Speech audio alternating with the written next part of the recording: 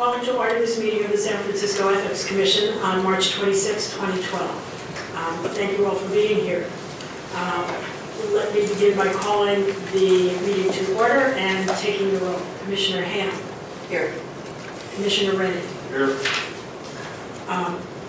Let me note before we take public comment that matters related to the mayor's suspension of the sheriff that are the responsibility of the Ethics Commission will be handled and scheduled separately.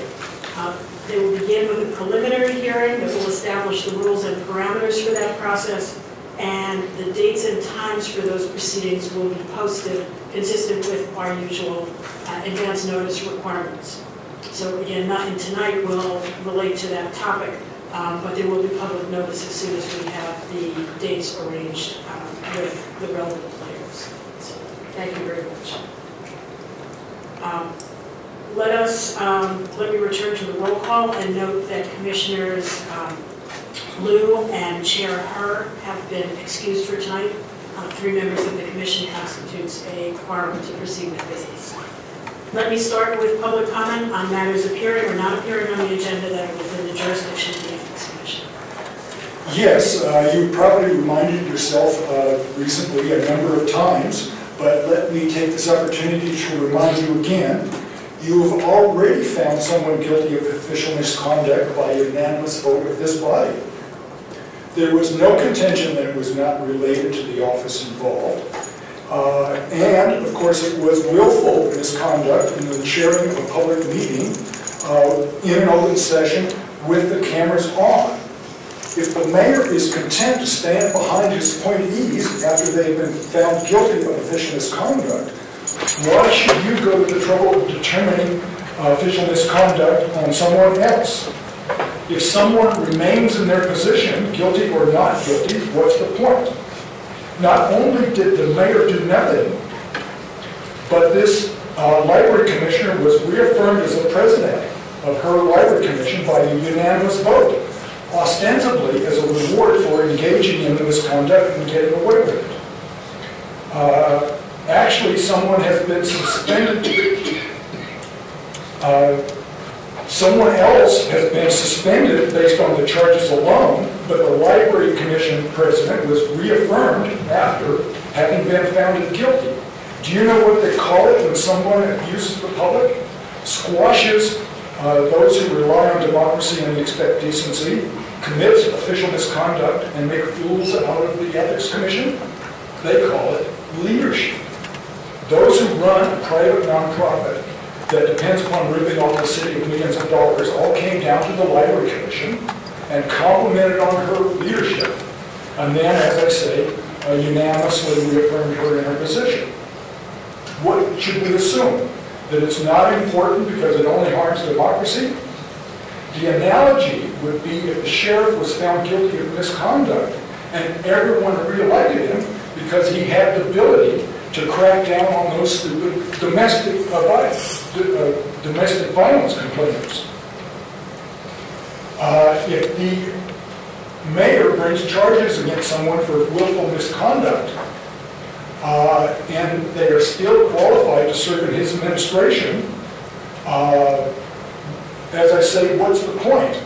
There used to be a saying that those who are poor are guilty until proven innocent, and the rich are innocent even after they're proven guilty.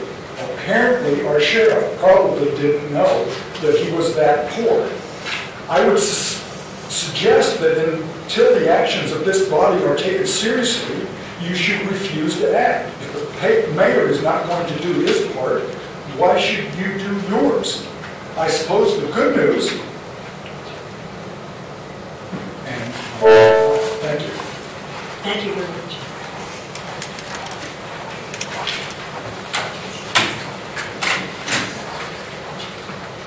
Commissioners, Ray Harris, Director, San Francisco Open Government. As the previous speaker mentioned, this body sent this letter to Mayor Lee regarding Jewel Gomez, who is the current president of the San Francisco Library Commission, recommending that she be removed from office.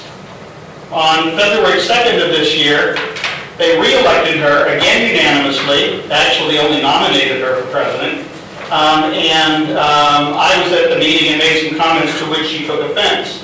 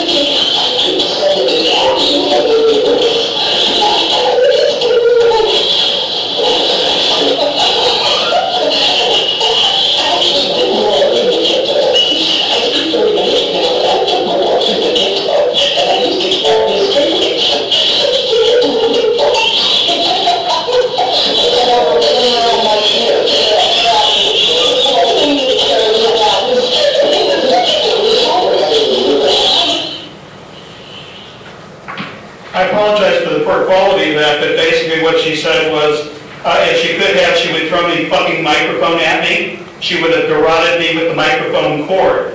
And the reason I'm bringing this up is because the following week she went to the San Francisco Police Department and filed a complaint against me, and that was the comment she was made. She didn't sound very upset to me. She was laughing and joking with other members of the commission and the commission secretary, and yet she went to the police department and filed a police report, which basically said she was in fear of me.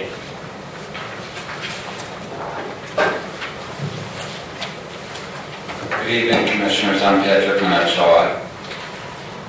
I've been before you for your last several meetings, asking you when you were going to schedule a hearing on my two sunshine complaints that were referred to regarding official misconduct against your Executive Director, Mr. St. Croix. Been over 5 months, going on 6. When are you going to schedule a hearing open to the public on Sunshine Complaint 11-013 and 11-014. I've been here begging you to schedule that hearing.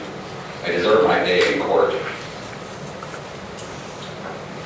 As the previous speakers have testified, this commission had 18 willful failure and official misconduct charges referred to it that you simply tossed out. You did nothing.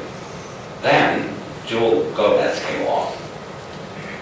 You finally took action and referred her official misconduct to the mayor.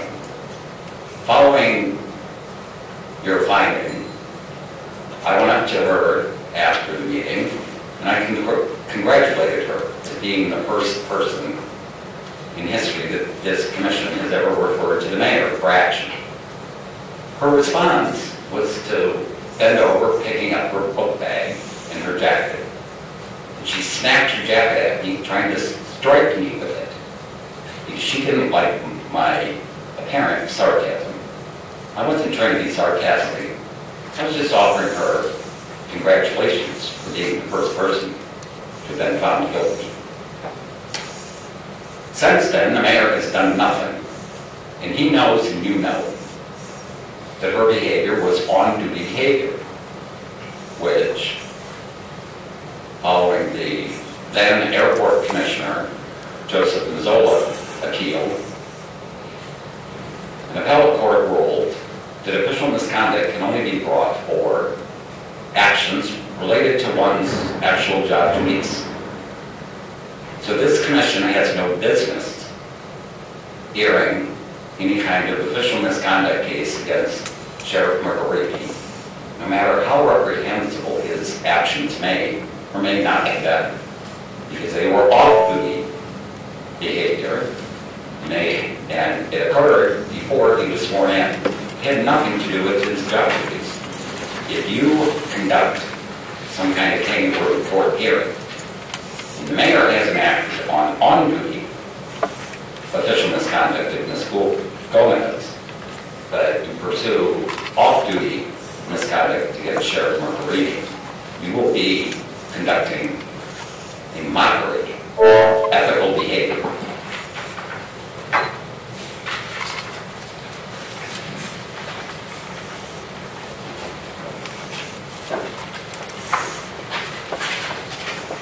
Good afternoon. I'm Peter Warfield, Executive Director of Library Users Association.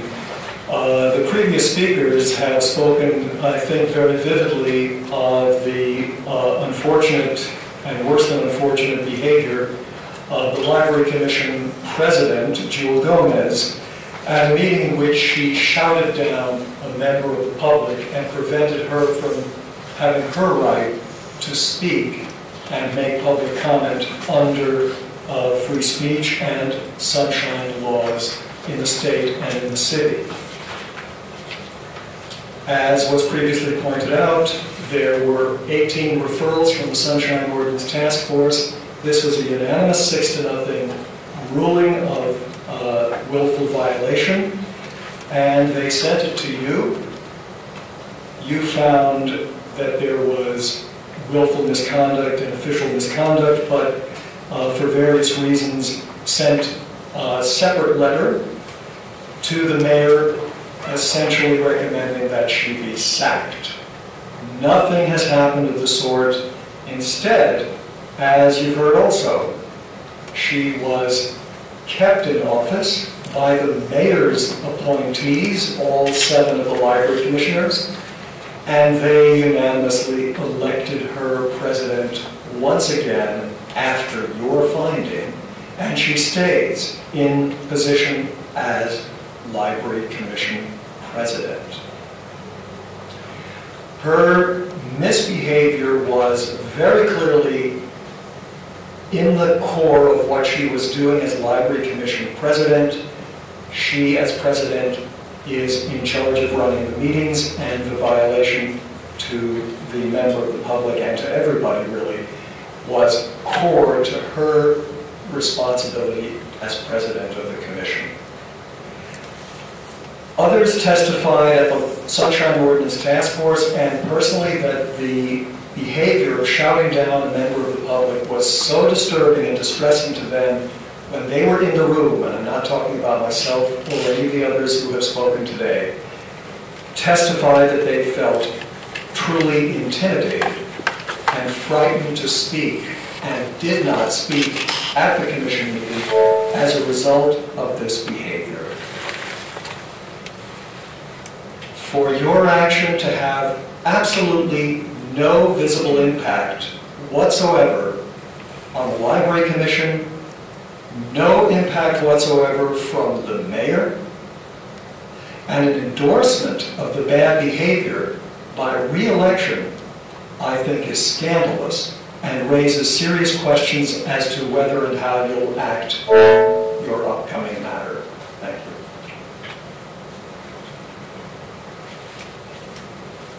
Is there any other public comment at this time? Seeing none, I'm going to propose a change in the order of the next few items. When the agenda was determined, we didn't realize that somebody from the library staff was going to be here. And out of respect for that person's time, we're going to move that item up now to deal with the final attention to the SMBA, and then return to the random ones and public finance issues. All of us. Supposed to change the agenda at the start of the meeting. I apologize, the staff did tell me about it. I was of the view that it would not affect the public comment items. Let's take the proposed amendments to the statement of incompatible activities for the public library. Would you like to introduce the process, Ms. Ing? Certainly. At this last meeting, the commission initially approved the draft changes to the statement of incompatible activities for the San Francisco Public Library. And since that time, the cities, the Department of Human Resources, the Ethics Commission, and the Public Library engaged in meet and confer with the unions that represent the employees who are affected by the SIA. Because we have satisfied the meet and confer obligations under the law, the commission may now proceed to finally adopt the proposed changes. And once they're finally adopted, what we will do is send them to the library. And I'm happy to answer any questions. And Donna Marion from the library is also here. Hello, Ms. Marion. Do you want to add anything to that status report? Well, I just want to reaffirm that the library did have the meet and confer and received no objections. Do the commissioners have any questions for Ms. Ing or Ms. Marion? I stand as we left last meeting.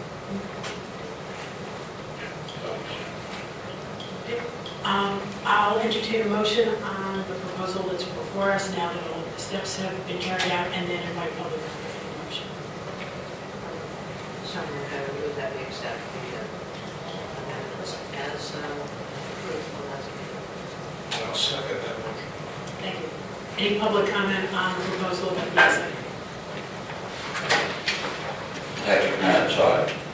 I did not see in the library's amended statement of incompatible activities holding the position of commission president following the finding that the Ethics Commission found her in willful misconduct of the Sunshine Ordinance. One would reasonably expect that if Ms. Gomez was referred to the mayor for removal for official misconduct on duty, that it would be embedded in the SIA and that there would be some formal action taken against her. To the extent that there is not anything in the SIA addressing willful misconduct on the job, the whole SIA process is also made a mockery. You can't have library commission presidents attempting to strike a member of the public, that would be me, which you didn't do a thing about or lift a finger to follow up with the mayor. That the good Miss Gomez was first found in official misconduct, and then she attempted to strike a member of the public. That behavior, had I pursued it, could have been criminal. And there's nothing in the SIA that addresses potential criminal striking of a member of the public in City Hall and allowing her to keep serving on the Library Commission. You need to go back to the SIA drawing board and embed in every SIA for every city department that official misconduct is automatically grounds for removal.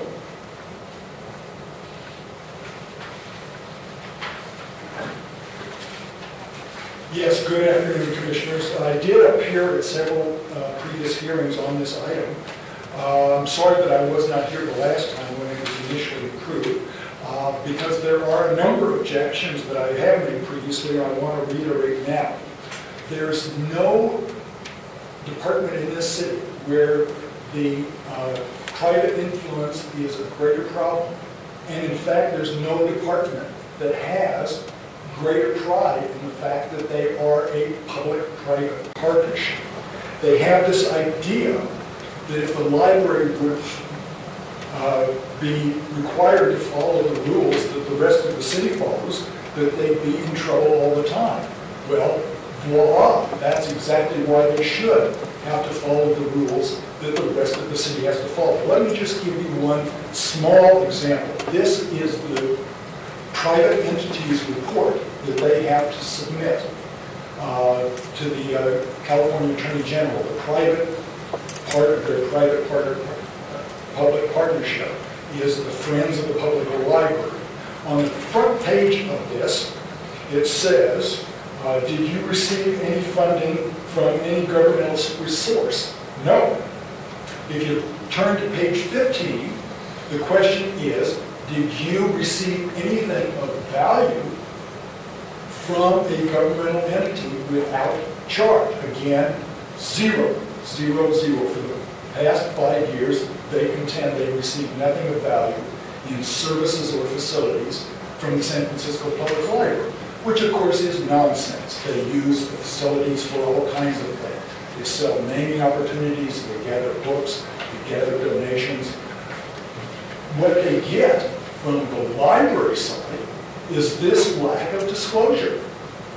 This is a scandal that a department like this is basically privately run. All of their policy determinations are balanced against the interest of this private entity. And in fact, this is the essential idea of every con artist. You know, it's called hubris. As far as they're concerned, responsibility is for fools. I hope you understand that these two things go together. If corruption were not synonymous with responsibility, abuse would not be synonymous with leadership. There's no accountability because they've got enough money to pay off everybody you could go and complain to.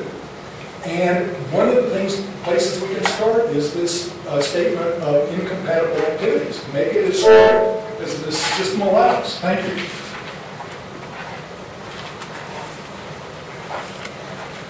Commissioners, Ray Hartz, Director, San Francisco Open Government.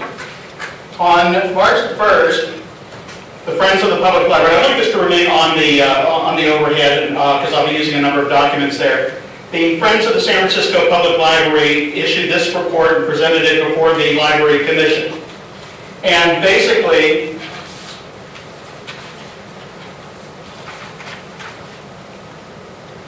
this is what you can glean from the report. They said they raised a total revenue by source of $3.757 million. They provided program support to library programs for $750,000, which leaves only $3 million unaccounted for. In addition, what they did not include in the report, which I got from this, which is an audited statement that the Friends of the Library are required to provide the city library each year, was that they also drew down their assets by $2.22 million. That was not even mentioned. So basically the Friends spent more than $5 million and accounted to the Library Commission for $750,000, period. Now this is similar to what they always do when they present this to the Friends, to the Commission, and the Commission goes, oh, how wonderful. And it is a pattern that has consisted for at least the last 5 years as reported by the Friends of the Library to Charity Navigator. I have repeatedly tried to get documents to look into this, and this is a Sunshine Task Force determination finding Luis Herrera, the city librarian, in violation for withholding public records.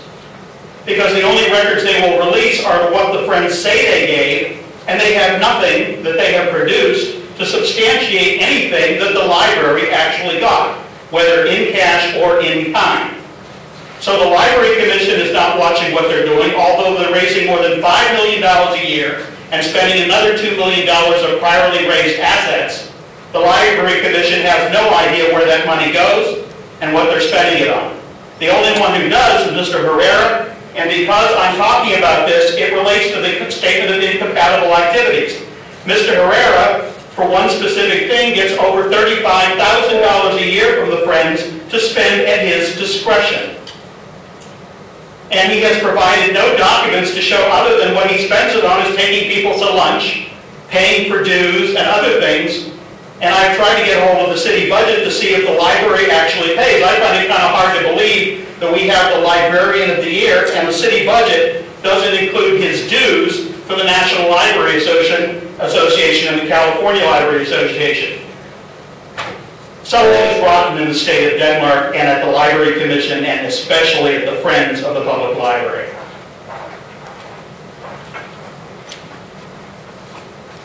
Hi, my name is Catherine Bremer. I'm an officer of the library chapter of SEIU Local 1021. I'm here to congratulate the library and our group for working hard to make this an agreement that the library workers could live with. And that's my perspective on it, is that the library, as you discovered, is a special place with special kinds of conflicts or investment with literature. So it can be a problem, but I thank you so much, and I thank everyone at the library who worked so hard for this.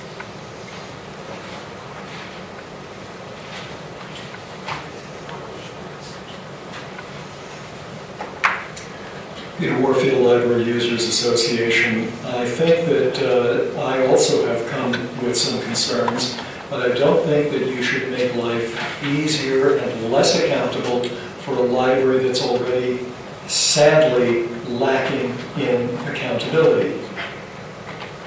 There are some cross-outs here. I just don't think that the conflicts that you thought were a potential problem need to be removed because here and there an employee or another may write a book or provide some kind of a service.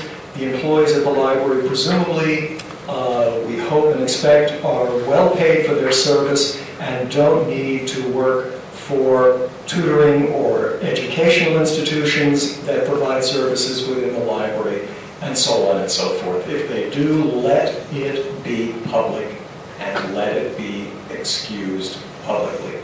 I have a problem on page 3 with activities called item 2, activities with excessive time demands. There's no clarity as to who determines whether those are excessive. It says absent from his or her assignments on a regular basis. What does that mean? Once, twice, 3 times, quarterly, that are demonstrated to interfere with the city librarian or employee's performance, demonstrated by whom, to whom, totally vague. Even something like IMLS is what I think the president appointed our librarian to. Even small responsibilities in terms of time potentially can add up when you add travel time, preparation time, correspondence, appointment making, talking about it, and so on and so forth. The decision maker, item 2 on page 5, the public visibility for this is not specified, and I think the decision maker needs to be, this needs to be a process that's visible to the public and that's posted in a public place so that people can see what kinds of conflicts there are. I wanted to point out some conflicts at the library. The library gets donations from the Friends. Luis Herrera, $35,000 in the discretionary fund, 2 years in a row and more. What did the library Friends get? Naming opportunities. $1 million they boast in book sales. Most are all obtained through the library's collection assistance. Imbibe, a party that the library has after hours on given Fridays so that the Friends can use their facility to make money. Is any of that contractual? I don't think so. The main annual author dinner, the step sales where discarded books are put out by library workers and the money collected by the Friends, and then secrecy. I can show you a contract that says for the Bernal Library Art Project, where they want to get rid of a mural, the Friends are swearing to secrecy the so-called community group that is dealing with this and is not allowed to say anything about their relationship with the Friends. That's not a good deal, and I'd like to see what in your statement of incompatibility deals with any of those conflicts. Thank you.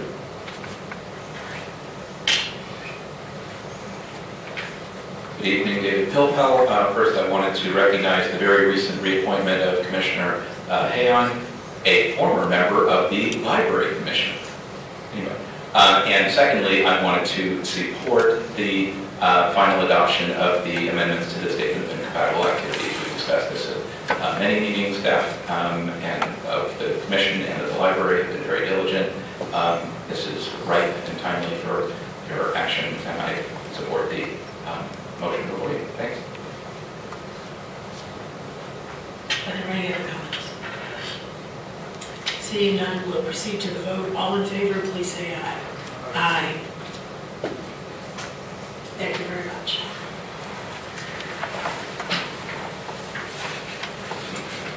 The next item is selection of random audits for 2011 Electoral Committee.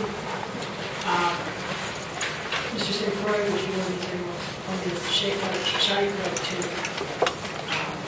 describe the process that we carry on and your estimate here? We have two. Into the mic, please. I don't hear any problem. I'm sorry, it's a little further away. I apologize. Ms. Scheid from the staff will introduce the item on selection of random audits for 2011. So as the memo from staff on this item recommends, we will be selecting 5 committees for audit, and they will be selected from 3 different levels of financial activity. And we will have a member of the public read out the names of the committees before we draw them from a box.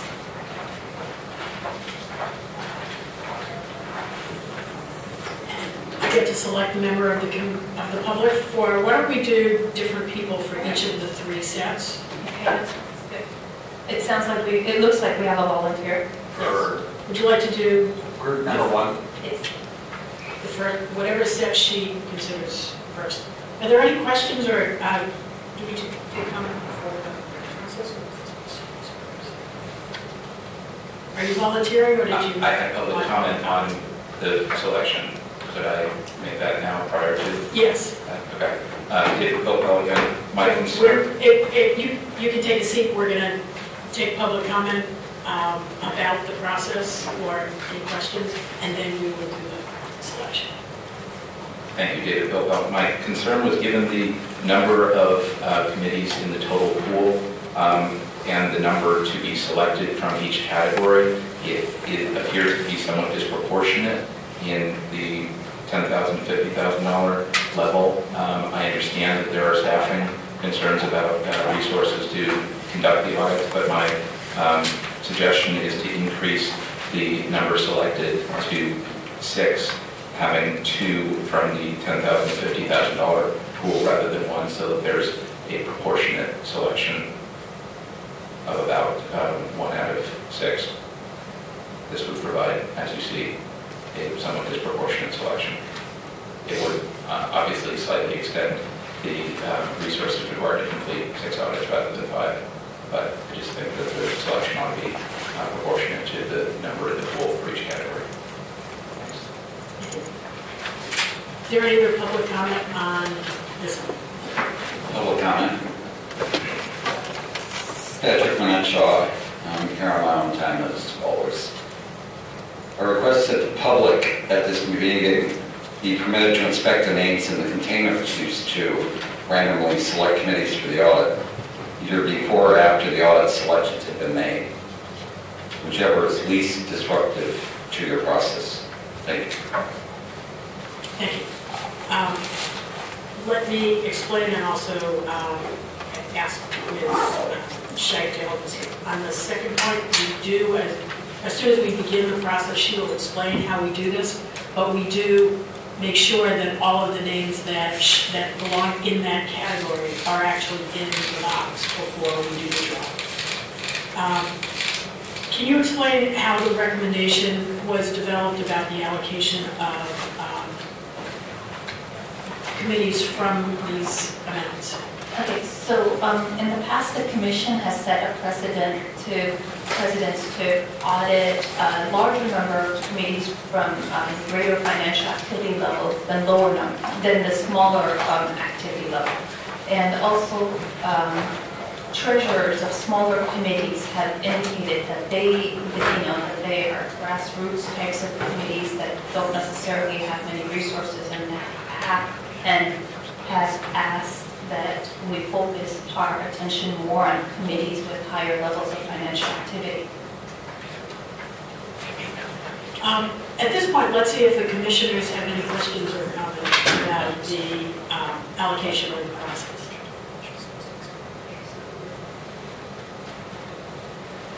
Not really. I would just, the only comment I would have is that it does seem to me to make more sense to put our efforts into those committees that spend a much greater amount of money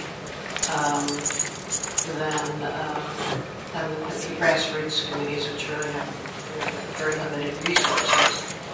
I think that makes more sense, but I welcome the comment. Mr. Pilpel, you seem to feel that we should have some more, that this is a disproportionate number. Is that what you're saying? If I can respond to the Pilpel, it was just to increase the total number from 5 to 6 and to select 2 committees from the $10,000 to $50,000 pool so that that proportionality is maintained. It's not to select more, a lot more. I think the countervailing argument is that those committees that raise and spend over $100,000 tend to have professional assistance and tend to be more in compliance, and those at lower thresholds, although they're doing less activity, often have more problems that are uncovered. So it cuts both ways. All I was suggesting was just rough proportionality. Thanks. And while we're discussing these, let me just share my thoughts. I came into this conversation concerned even about doing 5,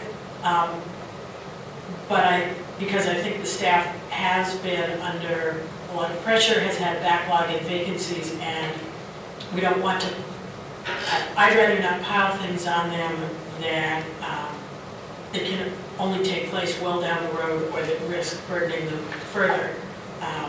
So I was even going to ask whether 5 was necessary. I think given this array that 5 is important, and I appreciate that the staff has made a good faith estimate that they can accomplish this number.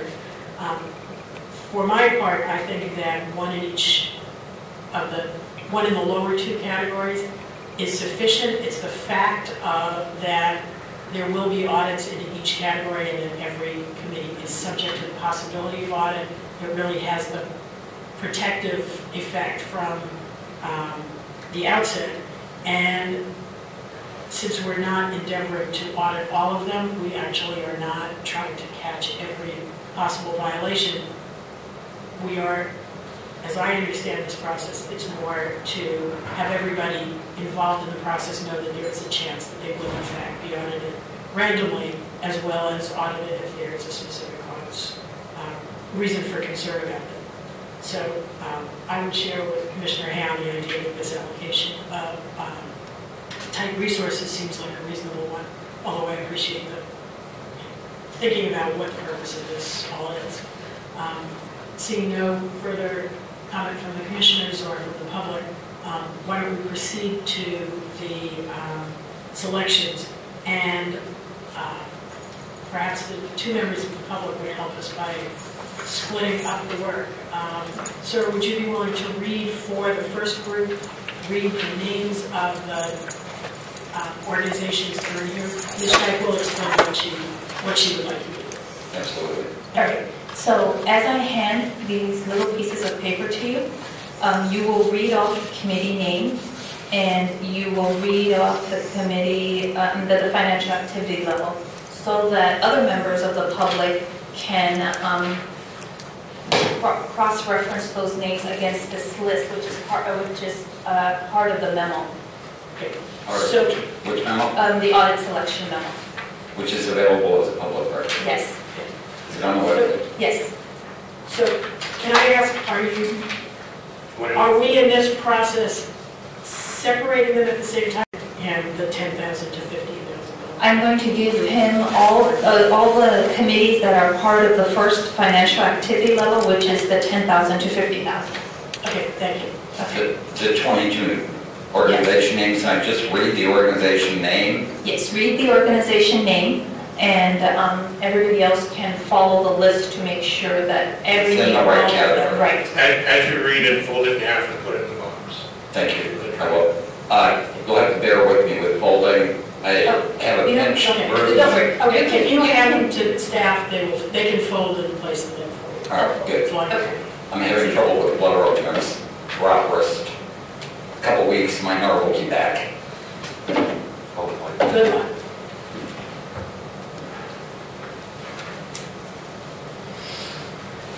The first few are the Friends of Ethics. Can I say something? And Mr. Please Pelton? read them in order, because it will be easier for everybody to look at the list and make sure that they're all in there. And Mr. Pilpel, would you be willing to do the third group after he does two of them? So the first one in this first category is Friends of Ethics, Committee opposed to measures E and F. The next one is Committee opposing forced male circumcision. It's a pity that didn't end up on the ballot. I would have voted to prevent it, all right? Committee to stop mass demolition of housing, a committee to support proposition. I think that's all that fit on here, but That's I fine. think that's sufficient to identify. The next one is San Franciscans for ballot measure reform, supported by Supervisor Scott Wiener. Students first, yes on H. Michael Evans for Sheriff 2011. Just, All other ones. oh, Terry Baum for Mayor 2011. Committee to elect Cesar Oscarunos for Mayor of San Francisco 2011. Forgive my pronunciation, Oscar.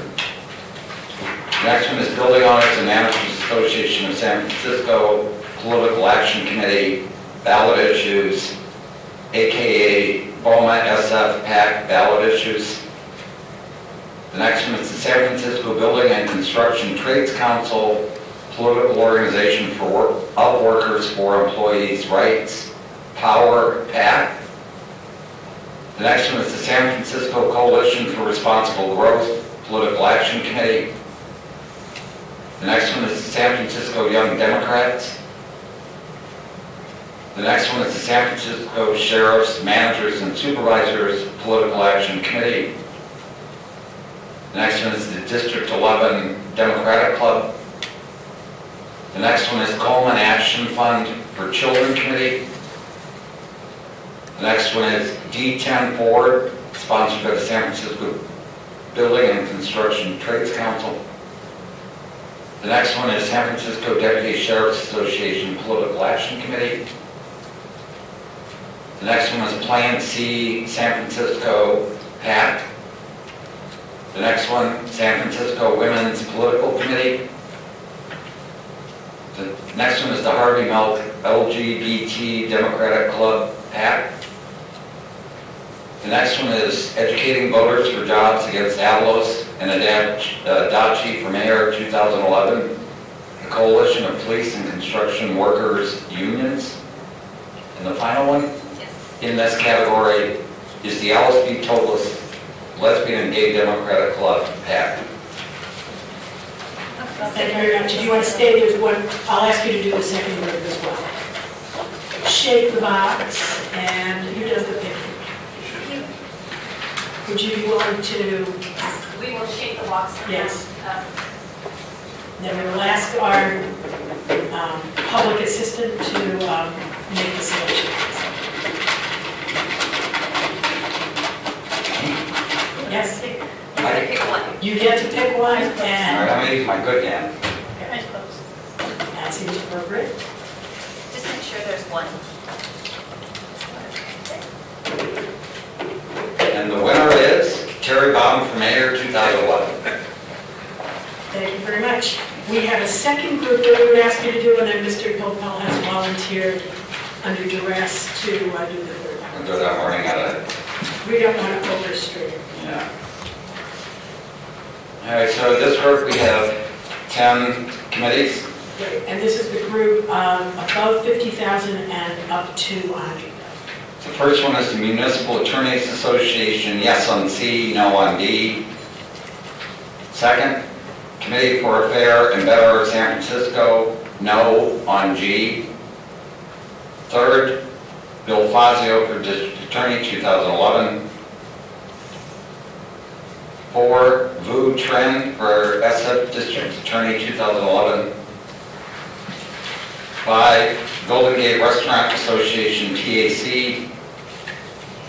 6, the Asian Pacific Democratic Club TAC. 7, the San Franciscans for New Priorities in Dennis Herrera for Mayor 2011. 8, San Francisco Labor Council Labor and Neighbor Independent Expenditure Political Action Committee. President.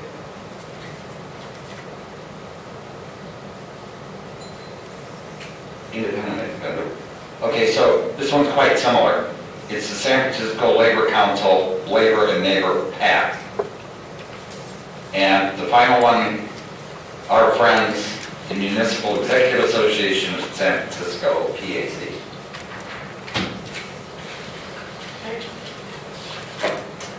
Shake and you can pick.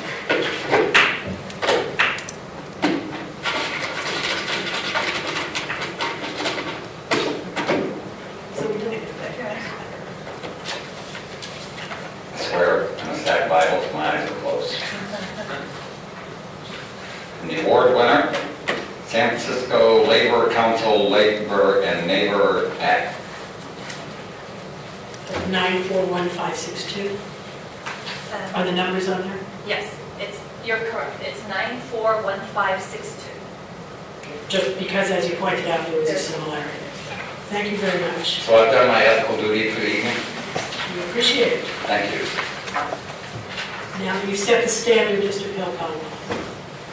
Assist us with the category of 100,000 and above financial activity. Feel free to double my salary for yourself. Hours too. Yes, absolutely. And we are both. I'm just reading One California for All, E4A. San Francisco firefighters, Local 798, yes on C, no on D. SEIU, United Healthcare Workers West Political Issues Committee. Support Quality Neighborhood Schools for All, yes on H, supported by entrepreneur Joanna Reese and education reform advocates. Committee for Parental Choice and Religious Freedom, sponsored by the Jewish Community Relations Council. H, no, let parents decide, sponsored by and with major funding from United Educators of San Francisco. Fix our streets, yes on B. Yes on Proposition G, 2011. See additional page for full committee name. It was a longer name that involved SEIU and labor unions in support of Proposition G, a sales tax. Rebuilding San Francisco schools, yes on Proposition A. Yes on Proposition D, supported by Public Defender Jeff Adachi, Basic American Foods Executive George Hume, and business investor Michael Lawrence. Standing up for working families, yes on C, no on D, a coalition of teachers, nurses, firefighters, public employees, and healthcare advocates. And finally, San Franciscans, and finally, until the next stack is handed to me, San Franciscans United for Pension and Health Reform, yes on C, no on D, a coalition of public employees, taxpayers, and business groups. But wait, there's more. Yes. You remember our old friend Mordecai? Yeah. Adachi for mayor, 2011. Miyamoto for sheriff, 2011. Rossmere Parimi for sheriff, 2011. Chris Cunningham for sheriff, San Francisco sheriff, 2011. Onik for district attorney, 2011. Gascon for DA, 2011. Charmaine Bach for district attorney, 2011. And Ed Lee for mayor, 2011.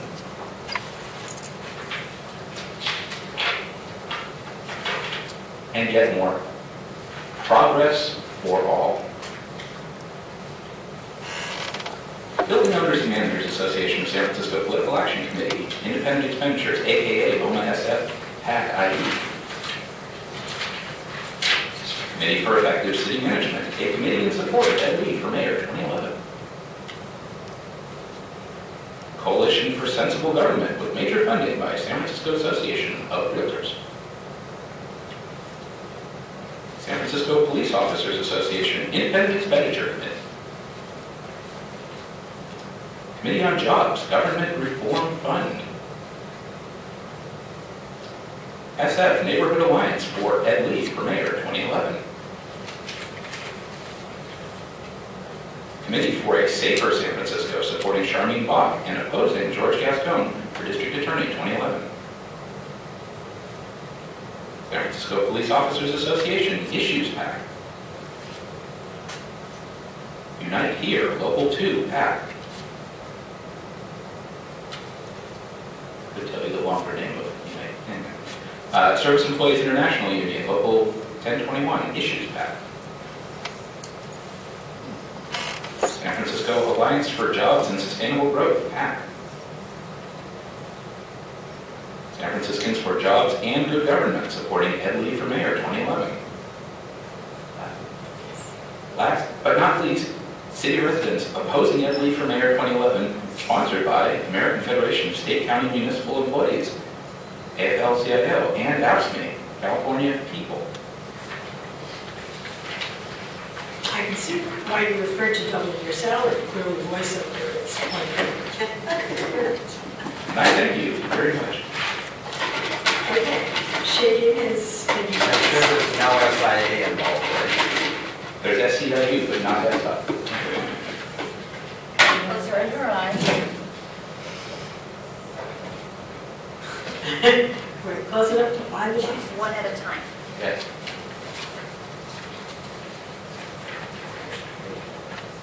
Right, we'll be selecting three. Do you want to read it? We have Ed Lee for mayor, 2011. That's right. Two more.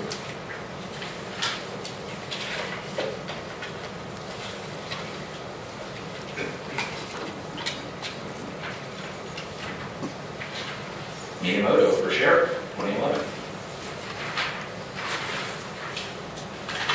Something.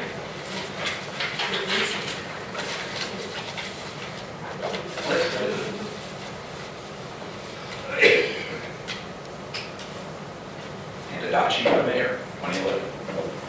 Ooh, this should be fun. Thank you very much. We appreciate your service. As a city officer, I'm happy to serve. Thank you.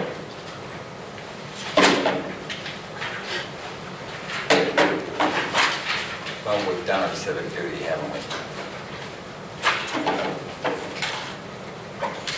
Good night. Good night. The next item on the agenda is presentation of the public finance report. As noted here, after each election cycle involving publicly financed races, the staff assists us in reporting on execution of the program and answers many of the questions that we have about patterns and trends that may be taking place, and provides some very helpful information. I want to thank Ms. Scheich and the staff at all levels for bringing us another helpful and comprehensive report on the limited public financing program. Is there anything you want to add initially? I will then ask the commissioners if they have any questions or comments. It was a very interesting election. We had many complicated questions. We didn't have an idle moment. It was the first time we administered the public financing program in a mayoral race, and it was a lot more work than we expected.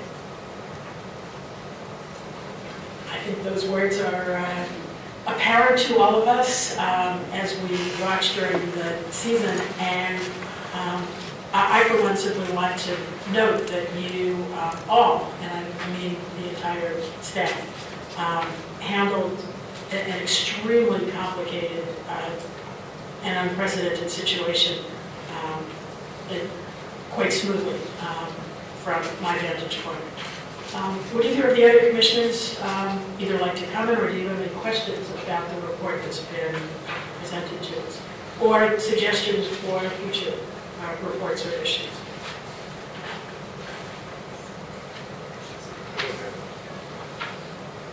And I just want to thank the staff for their good work. I don't have any questions at this time, perhaps. And I would point out too that these reports are useful in future years. People refer back to them a lot. And a lot of times when candidates and media have inquiries, this is when the answers are embedded. So they're useful for us in reviewing what just happened, but they also get used again in years to come.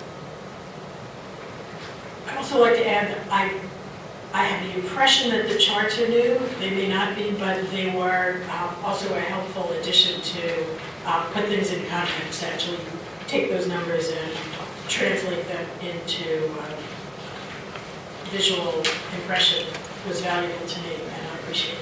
If you take a look at the charts online, you can even see the data behind the charts. Because it's something new that our IT person showed me. Thank you.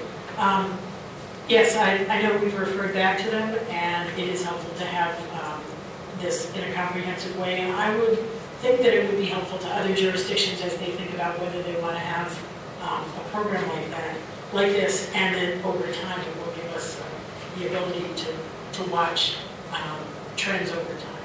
So this is really helpful. Thank you again. Is there any public comment on the public finance?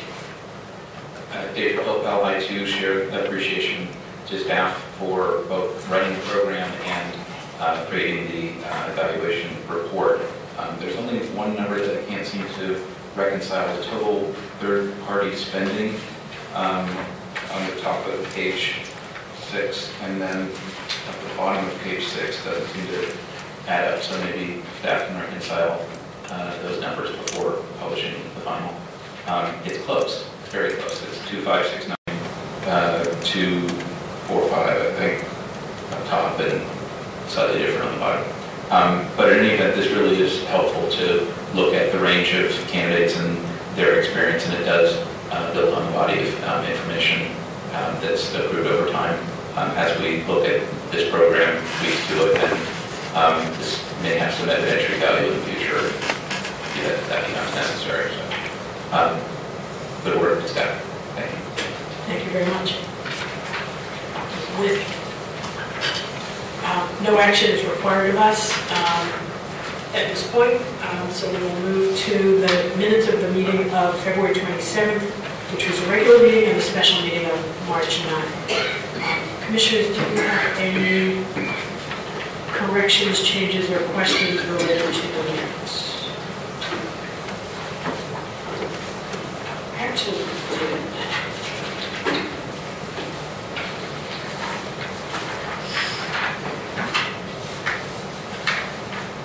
In the minutes from February 27th, I may have been unclear in my comment, but on page 2, 4th paragraph,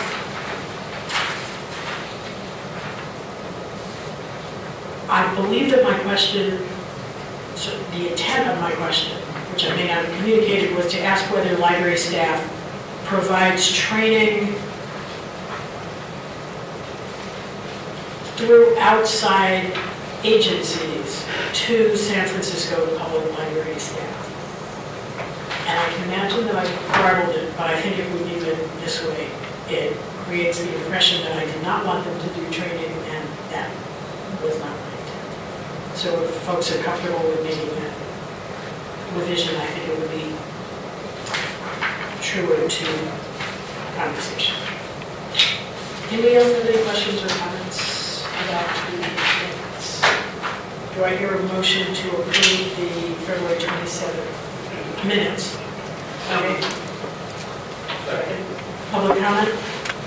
David Philpell, on the February 27th minutes on page 5, the public comment that I made there, I think that that could be misinterpreted, and perhaps rewording it would be better. Are you speaking about the first or the second? The second sentence, where he also stated the 2 current college board members should not be on the BDR list. I think what I was referencing is it would be nice if efforts were made to resolve the issue so that they were not on the list, not that they were incorrectly listed. And I think I'll leave that to staff to word that in a way that makes sense. I understand that change. Is that sufficient, Mr. Chaplin? Thank you. Thank you. There's a motion to approve the minutes of February 27th. February 27th, all in favor, please say aye. Aye. As amended, with those 2 changes. All in favor, please say aye. Aye. Thank you very much. Okay. And March 9th, special meeting minutes. Any questions or comments from the commission?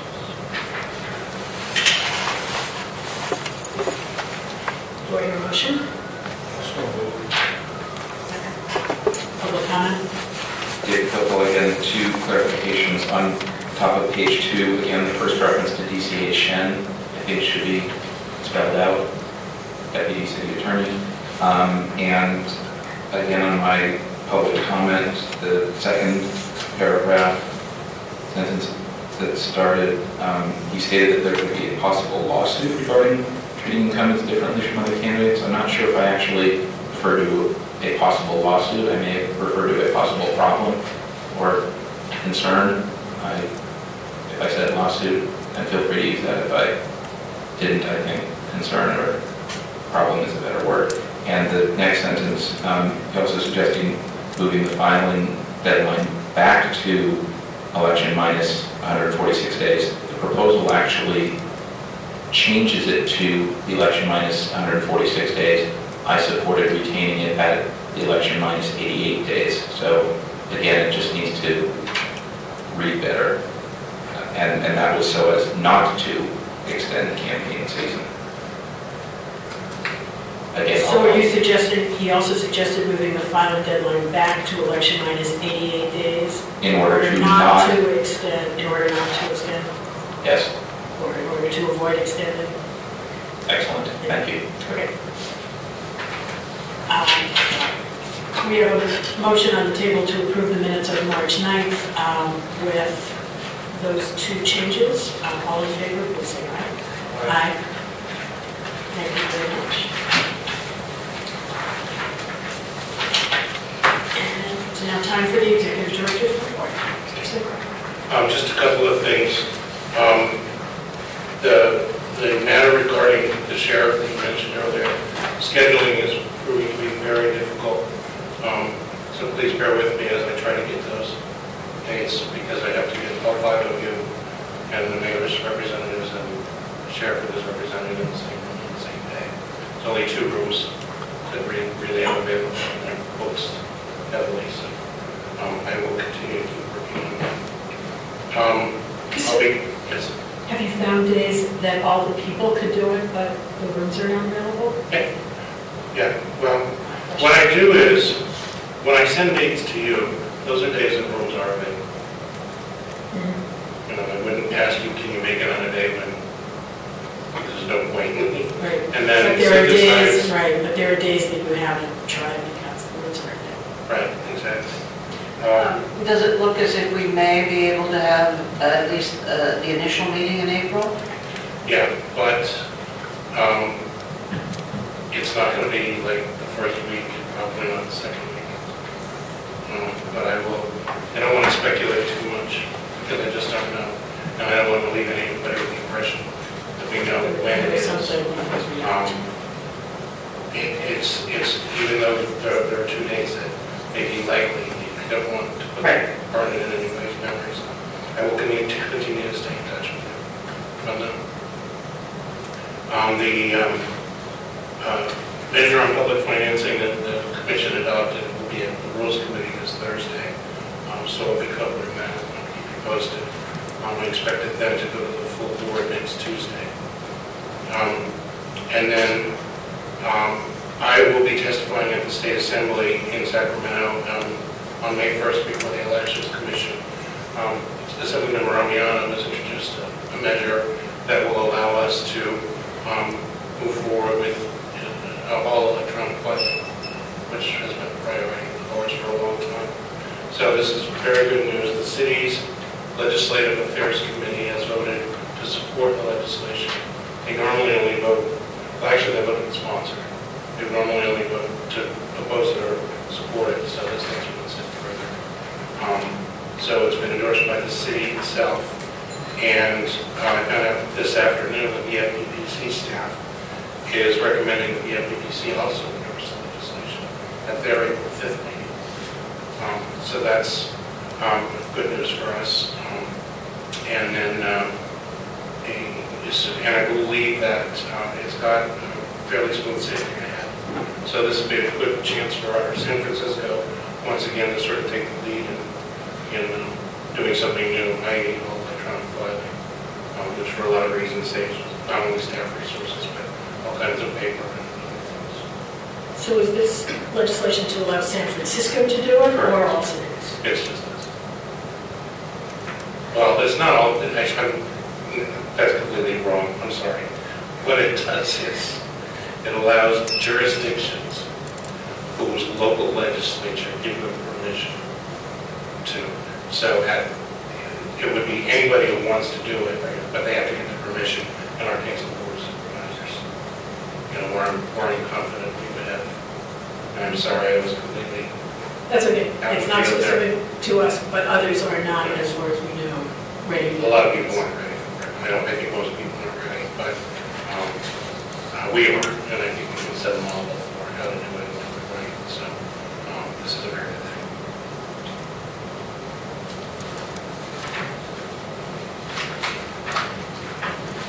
Commissioners, any?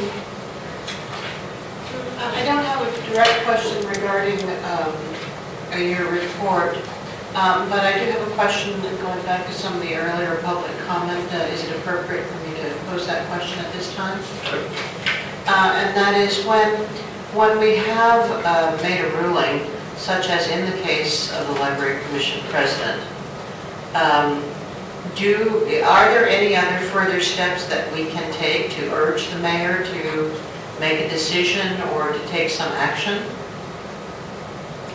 Or essentially, we make a recommendation, and that's the end of it in this particular case, or similar cases. I don't know that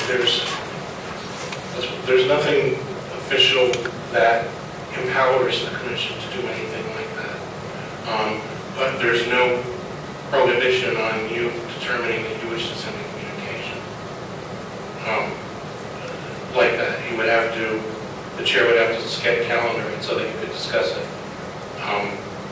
and then determine what message, if any, you wanted to send and go from there. I'd be comfortable suggesting, since it needs to be on the agenda for us to discuss an action that we might want to take,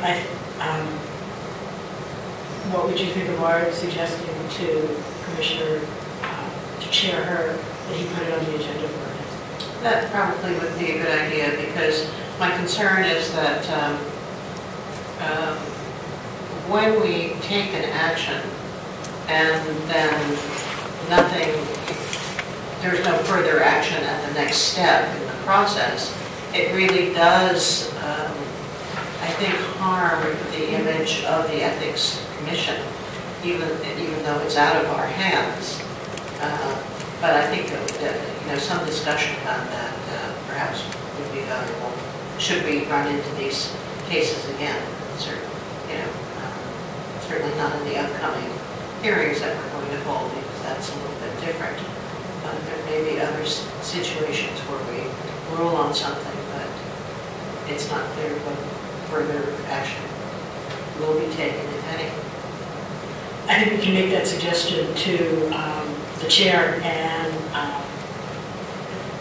encourage him to bring forward the options that we have to do this one.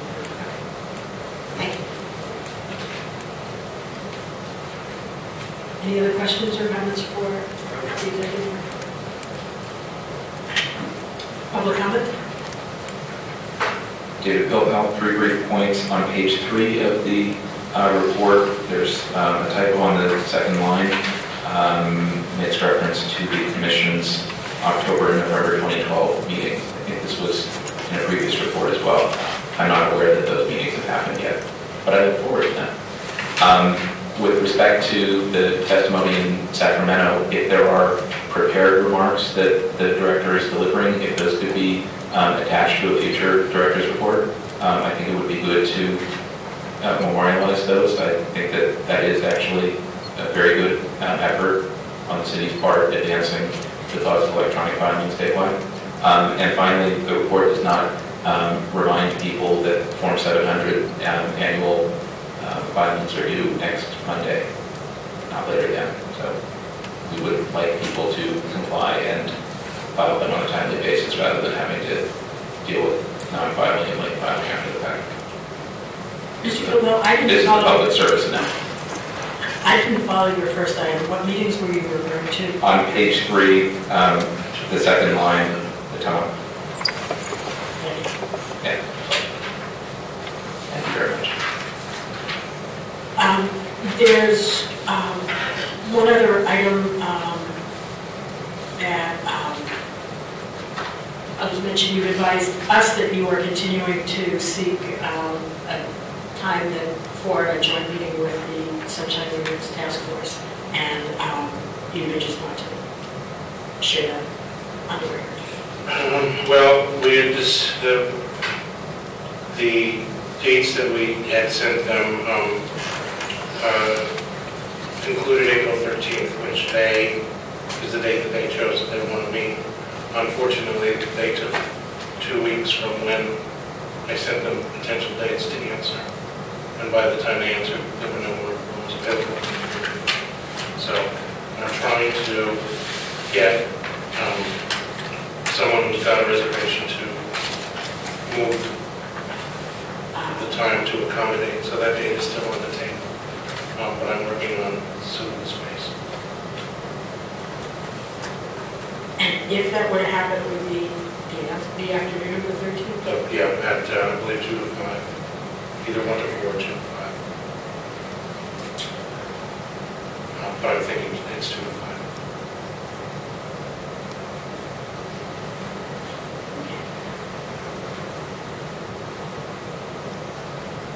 And on that point, although I recognize that legislation now requires televising these meetings and special meetings of the Commission, I'm not sure that that requirement extends to special joint meetings with the Sunshine Ordinance Task Force. So if one of the issues is room availability at room 400 and 416, I would be of the opinion that that special joint meeting need not be televised. The resolution, however, will be televised. Thank you. A little bit of disagreement. Thank you very much. We've concluded the Executive Director's report item. Are there any items for future meetings? Commissioners, do you have any suggestions beyond the one we just noted for future meetings?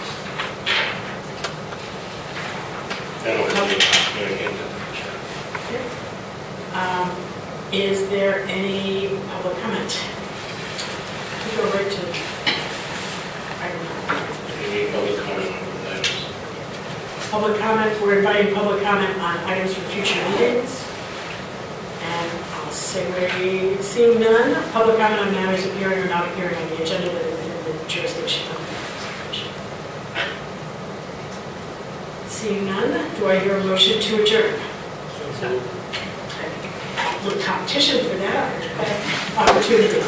I heard Commissioner Reddy first, and second. All in favor, please say aye.